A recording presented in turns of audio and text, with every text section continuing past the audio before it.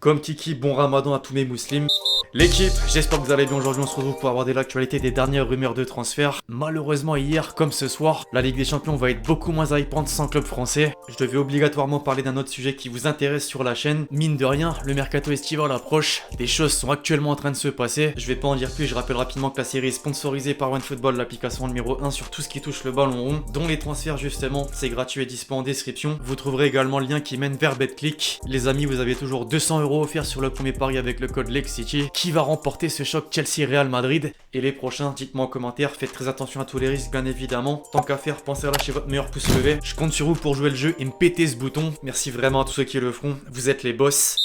On entre dans le vif du sujet désormais, l'équipe en France pour commencer aujourd'hui avec le Paris Saint-Germain et encore une fois avec l'interminable feuilleton Mbappé. La saison étant quasiment terminée, seule la Ligue 1 en ligne de mire et le mercato se rapprochant de plus en plus, le dénouement va pas tarder à prendre forme. En l'état, les deux camps, l'un parisien et l'autre madrilène, y vont de leur information. La presse espagnole est toujours optimiste sur l'arrivée du français à Madrid cet été, à tel point que l'émission El Chiringuito avance carrément une date de présentation fin mai. Au pays, la déclaration de l'intéressé après la victoire face à Lorient en championnat remet toutes les cartes en jeu. Je cite: non, j'ai pas fait mon choix, je prends mon temps et je vais prendre la meilleure décision possible. Si j'avais pris ma décision, je l'aurais dit. Avant de poursuivre avec une réponse à la question, rester au PSG c'est possible? Oui, bien sûr. Ses propos en disent long. Il veut surtout le maximum de garanties, y compris sur l'organigramme du club, dont l'entraîneur. Inévitablement, Pochettino est poussé vers la sortie à cause de son bilan et malgré l'effectif, le technicien se serait rapproché de Manchester United qu'il place comme favori pour prendre poste sur le banc, à l'image d'Erik ten Hag d'ailleurs. Par contre, ce dernier a reçu un avis assez tranché d'un de ses compatriotes du métier, Van Gaal.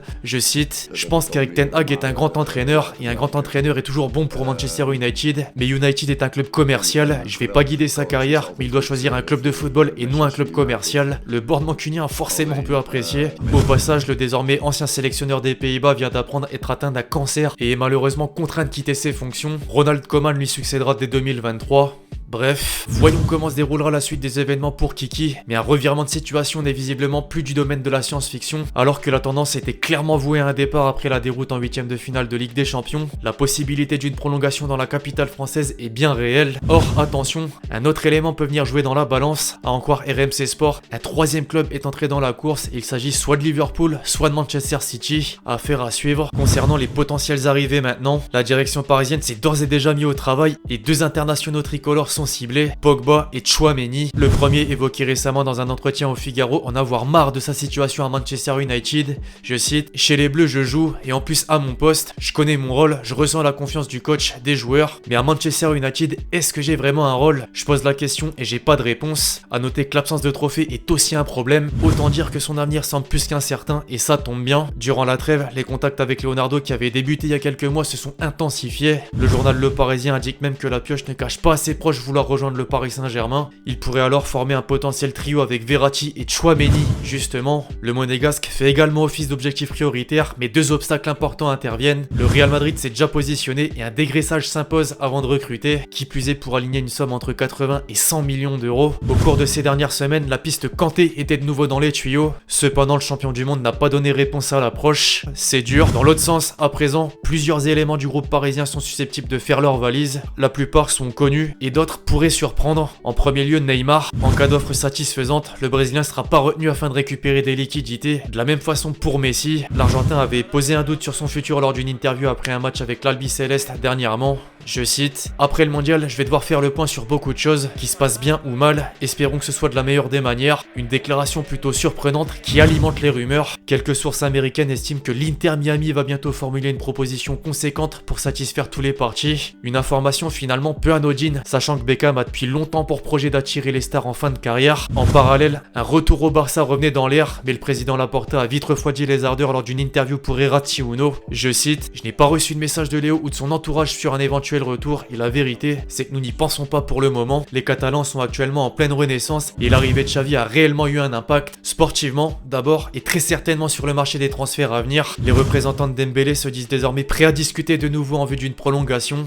Mieux, une réunion entre Sissoko, son agent, et Alemany a eu lieu pour mettre les choses au clair sur la déconvenue datant de cet hiver. Il devrait évidemment revoir à la baisse ses demandes financières et le PSG a toujours un accord verbal comme l'atteste Foot Mercato. Ensuite Rudiger, le défenseur allemand se dirigeait vers Turin, mais le dernier El Clasico l'a très surpris et la donne a changé. Des négociations secrètes qui ne le sont plus du coup, avec le clan du joueur se sont établis à Barcelone. Le directeur général Blaugrana le veut en tant qu'agent libre, de la même manière que pour Christensen, Kessié et vraisemblablement Azpilicueta qui reste à confirmer. Mundo Deportivo a utilisé l'argument à l'identique que précédemment pour Haaland. Le Norvégien a tout simplement été impressionné par le 4-0 infligé à l'ennemi et son accord avec Manchester City est mis en stand-by. Dans la foulée, comment mentionner le cyborg sans son équivalent en Bundesliga, Lewandowski qui faisait la une ce jour en Catalogne. Le Barça est maintenant prêt à prendre le risque de mettre 100 millions d'euros, comptant le transférer le salaire pour mettre la main sur le buteur polonais. Enfin, c'est moins probable, mais Dybala aurait à son tour montré l'envie de débarquer. L'Inter restait en moins la destination la plus probable. Au passage, les Bleus et Noirs comptent pas s'arrêter là. Lukaku figure encore dans les petits papiers. L'attaquant belge n'est pas satisfait de son temps de jeu à Chelsea et souhaite partir. La Juventus, de son côté, courtise Zaniolo pour épauler Vlahovic. Le dossier Pogba est néanmoins pas écarté. L'AC Milan est sur le point d'enregistrer la signature de Sven Botman. Le montant du transfert pourrait s'élever aux alentours des 30 millions d'euros.